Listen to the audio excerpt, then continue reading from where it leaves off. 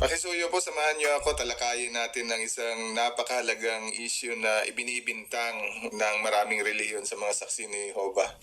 Ang issue tungkol po sa taong 1975. Ibinibintang nila na nanghula daw ang mga saksi ni Jehovah na magwawakas ang sanlibutan sa taong 1975. Kaya ang tanong, totoo ba na nanghula talaga ang mga saksi ni Jehovah na magkaka-Armageddon o magwawakas ang sanlibutan sa taong 1975? Ang sagot, hindi po kailanman nanghula ang samahan ng mga saksi ni Jehovah na magwawakas ang sanlibutan o mag-a-Armageddon sa taong 1975. Alam po ng mga saksi ni Jehovah ang malinaw na turo ni Jesus at malinaw po nilang nauunawaan ang sinabi niya sa Mateo 24:36. Sinabi ni Jesus, tungkol sa araw at oras na iyon ay walang sino man ang nakaalam, kahit ang mga anghel sa langit o kahit ang anak, kundi ang Ama lamang. Kaya yun po ang sinasabi ng teksto. Alam po noon pa man ng mga saksi ni Jehovah ang bagay na ito. At hindi po nila kailanman sinabi sa kanilang mga publikasyon na magwawakas ang sanlibutan sa taong 1975, gaya ng naglalabas ang mga akusasyon mula sa iba't ibang relihiyosong grupo sa buong daigdig. Sinakyan lang po nila ang kagustuhan ng iilang miyembro sa gitna ng kapatiran ng mga saksi ni Jehovah na malaman ang mga pangyayari sa pagtatapos ng taong 1975. At pinalala pa po ng mga apostata at na ibang relihiyon upang masiraan ang paniniwala ng mga saksi ni Jehovah at magmukhang nanghuhula nga sila ng palpak na prediksyon.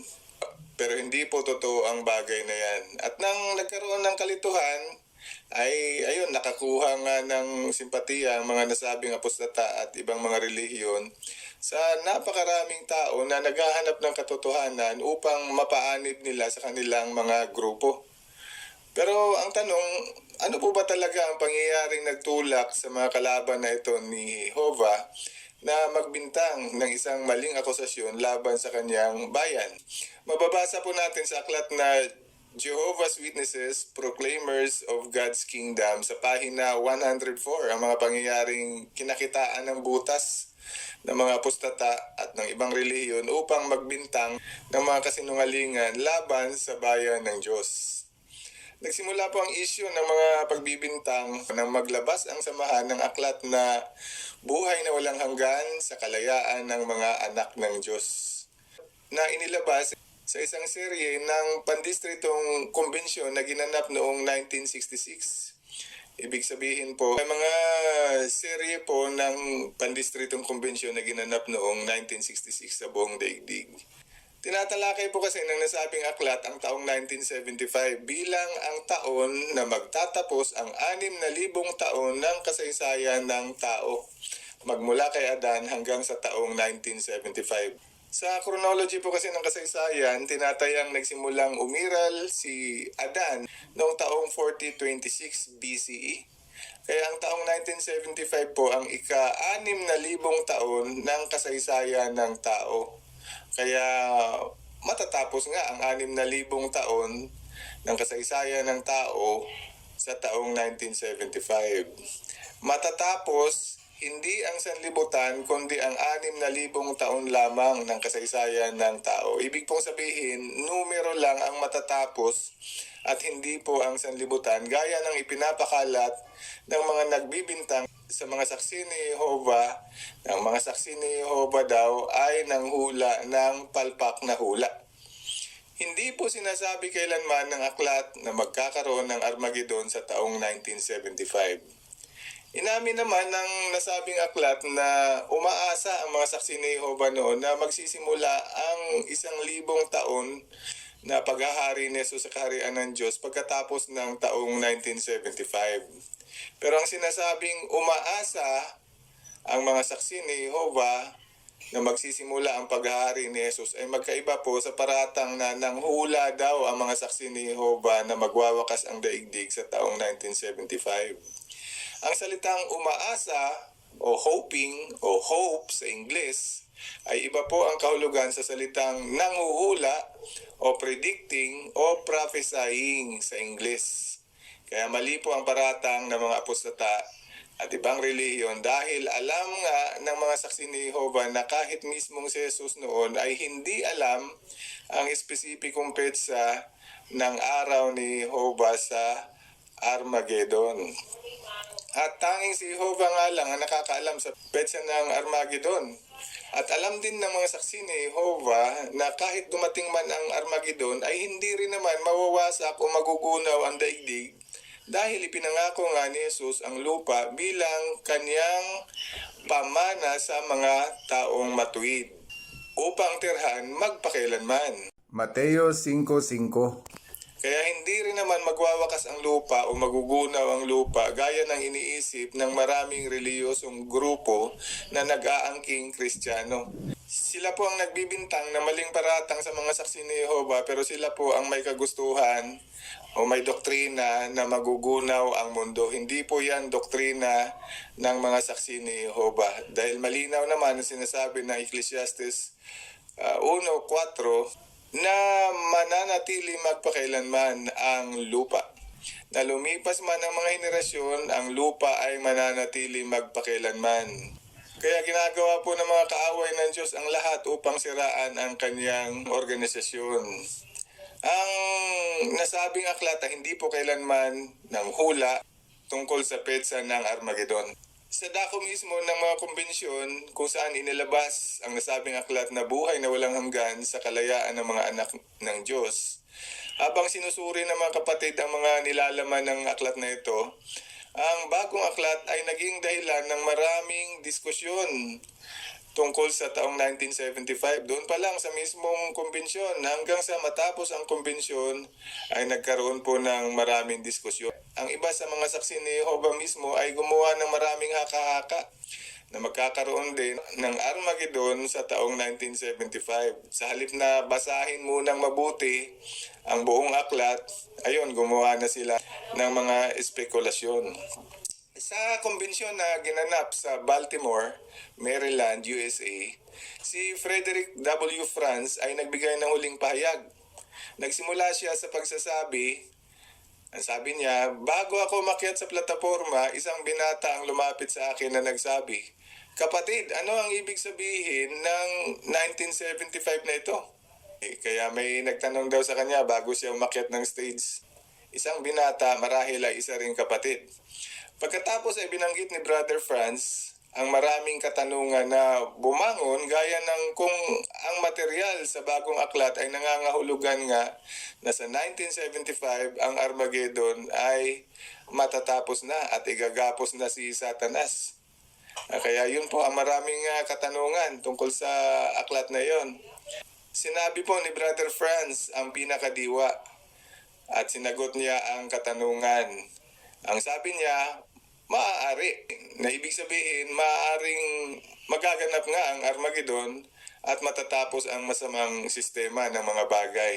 Pero hindi niya po sinabing, oo, magkakaroon nga ng Armageddon 1975. Pero idinugtong po ni Brother Franz, ngunit hindi natin sinasabi. Ulitin ko po, sinabi ni Brother Franz, ngunit hindi natin sinasabi. Lahat ng bagay ay posible sa Diyos, sabi niya. Ngunit hindi natin sinasabi. At ito pa, mahalaga po itong sinabi niya. At huwag tiyakin ng sino man sa inyo at sabihin na may mangyayari mula ngayon hanggang 1975. Yun po ang sinabi niya. Huwag niyong titiyakin. Kahit sino man sa inyo, huwag niyong sasabihin na may mangyayari mula ngayon hanggang 1975 dahil alam nga ng lahat na kahit si Jesus ay hindi alam ang araw at petsa ng Armageddon, kundi si Jehovah lamang. At sinabi pa ni Brother Franz, ngunit ang mahalaga sa lahat ng ito, mahal na mga kaibigan, maikli na ang panahon. Paubos na ng paubos ang panahon at tiyak yan. Yun lang po ang sinabi ni Brother Franz. Maikli na ang panahon, paubos na ng paubos ang panahon at sinabi niya, tiyak na paubos na nga ang panahon dahil inihula nga ni Jesus ang wakas ng masamang sanlibutan. Kaya sa pahayag na ito ni Brother Franz, nagsimula ang iba't ibang spekulasyon sa mga tagapakinig tungkol sa taong 1975. Pero wala pong sinabi si Brother Franz at maging ang bagong release na aklat na nabanggit noong 1966. Pero yun, isang binata daw lumapit sa kanya, nagsabi, "Kapatid, ano ang ibig sabihin ng 1975 na ito?" Pero binanggit ni Brother Franz, marami daw ang mga katanungan na bumangon, gaya ng kung ang material nga sa bagong aklat ay nangangahulugan ba na magkakaroon ng Armageddon sa 1975. Pero sinabi niya, maaari lang, ngunit hindi natin sinasabi. Lahat ng bagay ay posible sa Diyos, ngunit hindi rin natin sinasabi. Kaya yun po ang malinaw na tugon ni Brother Franz sa tanong ng binata sa kanya. Idinagdag po ni Frederick Franz sa kanyang pahayag, ang sabi niya, "At huwag tiyakin ng sino man sa inyo at sabihin na may mangyayari mula ngayon hanggang 1975. Hindi dapat dugtungan ang sinasabi ng bagong release na aklat. Dahil ang sinasabi lang ng bagong release na aklat ay ang pagtatapos ng 6,000 taon ng kasaysayan ng tao mula kay Adan hanggang sa taong 1975. Kaya ang presidente mismo ng Samahang Watchtower ang nagtitiyak tungkol sa tanong ng isang binatang brother. At marahil tanong din ng marami sa mga dumalo ng kumbensyon na yon. Armageddon na ba sa 1975? Sabi ni Brother Franz, maaari, pero hindi natin sinasabi. Ibig sabihin, wala pong sinasabi ang samahan. Kaya napakalinaw naman ang tugon ng dating presidente ng Watchtower. Hindi sinasabi ng samahan na magkakaroon ng Armageddon sa taong 1975. Nagkaroon ng maling pangunawa ang ilang individual, pinalaki ng mga kalaban ng Diyos, tinuis, at ikinalat nila bilang kasinungalingan, at marami po ang naniwala sa kasinungalingan. Pero hindi po kailanman nang hula ang mga saksi ni Jehovah na magwawakas ang daigdig sa taong 1975. Tandaan din naman natin na hindi naman lahat ng mga dumalo ng konbensyon ay mga saksi ni Jehovah na. May mga bisita rin na inanyayahan lamang. Kaya hindi rin natin dapat asahan na ang lahat ng dumalo sa konbensyon ay nakakaunawa at sasang-ayon sa taong 1975. Marami din naman kasi sa mga dumalo sa nasabing kumbensyon ang gumawa ng spekulasyon, kakaroon daw na Armageddon sa taong 1975. Sa halip na basahin sana mabuti at unawaing mabuti ang hawak na bagong release na aklat. Kaya yun, nakakita ng pagkakataon ng mga apostata at mga lider ng relihiyon upang mas palalain pa ang kalituhan sa gitna ng kapatiran ng mga saksi ni Jehovah, gumawa ng mga pag-aanunsyo, at nagsasabing inihula ng mga saksi ni Jehovah na magwawakas ang sanlibutan sa taong 1975. Napakaraming tao naman ang naniwala sa mga pagbibintang, kasama na ang ilan sa mga saksi ni Jehovah mismo. Pero ang ilang tapat na mga miyembro ng organisasyon ay binasang mabuti ang nasabing aklat at naunawaan po nila na wala namang espesipikong inihula ang samahan na magtatapos ang sanlibutan ayon sa nabanggit na aklat, kundi ang 6,000 taong kasaysayan ng tao lamang. Numero lamang o panahon lamang po ang matatapos at hindi ang daigdig o ang sanlibutan. Kaya wala pong katotohanan ang mga akusasyon na nanghula daw ang mga saksi ni Jehovah na magwawakas ang sanlibutan sa taong 1975. Kasinungalingan po ang naging akusasyon na pinapakalat din naman ng mga apostatang tumalikod sa katotohanan. Ang totoo, panahon pa po ni Jesus at ng mga apostol ni Jesus ay inihula na nila na mangyayari din naman kahit sa kanilang panahon pa ang pagtalikod ng ilan mula sa pananampalataya at ang pagtuis nila sa katotohanan na itinuro sa kanila ni Jesus. Inihula po ni Pablo sa Gawa 20:28-29, ang sabi niya, "Alam ko na pag-alis ko ay papasok sa gitna ninyo ang malulupit na lobo na hindi makikitungo ng magiliw sa kawan, at mula sa inyo mismo ay may lilitaw na mga taong pipilipit sa katotohanan para ilayo ang mga alagad at pasunurin sa kanila." Meron pong dalawang uri ng tao na binabanggit si Pablo dito. Yung mga papasok sa gitna ninyo, ibig sabihin nagkukunwari lang na mga lingkod ng Diyos, pero malulupit pala na lobo. At ang pangalawa po na binanggit ni Pablo ay ang mga nasa loob na pero susunod sa mga taong tulad lobo na pumasok sa organisasyon at pinilipit ang katotohanan. Kaya yun, marami po ang tumalikod sa katotohanan at sumunod sa mga nagkukunwari na mga lingkod ng Diyos. Kaya tinawag po silang mga apostata. Katulad ng panahon ni Pablo, may mga taong gagamitin din si Satanas ng mga taong malulupit tulad lobo daw ayon kay Pablo upang ilayo ang ilan palabas sa kongregasyon ni Jesus.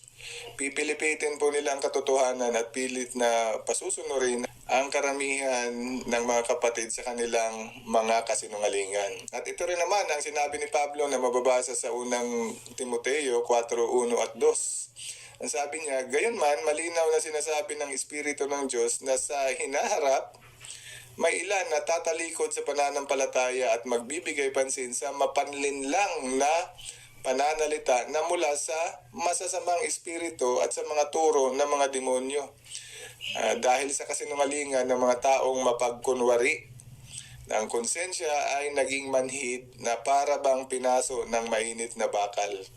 Kaya akmang-akma po sa hula ni Pablo ang nangyari ng taong 1966 hanggang sa taong 1975. Pero ang sabi ni Pablo, galing pala yon sa masasamang espiritu, mga demonyo na nagkakalat ng kasinungalingan sa pamamagitan ng mga taong mapagkunwari, na mga manhid ang konsensya at walang pakialam sa katotohanan. Kaya kung nangyari nung panahon ng mga apostol, ang panlilin lang ng mga apostata sa mga tagasunod ni Jesus noong unang siglo, siguradong magagawa at gagawin din naman ng mga kalaban ni Jehovah ang masasamang paratang laban sa mga tunay na lingkod ng Diyos sa modernong panahon. Kumbaga, naghahanap lang ng benta ang mga apostata ng pagkakataon at naghahanap sila ng maibibintang upang sirain ang organisasyon ni Jehovah dahil ayaw nga nila kay Jehovah at galing sila ayon kay Jesus sa Juan 8:44 sa kanilang ama ang diablo. Basahin po natin Juan 8:44. Sinabi po ni Jesus, kayo ay mula sa inyong amang diablo at gusto ninyong gawin ang mga kagustuhan ng inyong ama. Mamamatay tao siya nang siya ay magsimula at hindi siya nanindigan sa katotohanan. Kaya yun ang sabi ni Jesus. Si Satanas po pala ang original na apostata. Hindi siya nanindigan sa katotohanan. Ibig po sabihin na dati siyang nagtataguyod ng katotohanan. Pero gaya ng sabi ni Pablo, tumaliko din siya mula sa katotohanan. Idinugtong ni Jesus sa nasabing teksto, dahil wala sa kanya ang katotohanan. Nagsisinungaling siya dahil yon ang personalidad niya. Dahil isa siyang sinungaling at siya ang ama ng kasinungalingan. At ama rin siya ng mga apostata.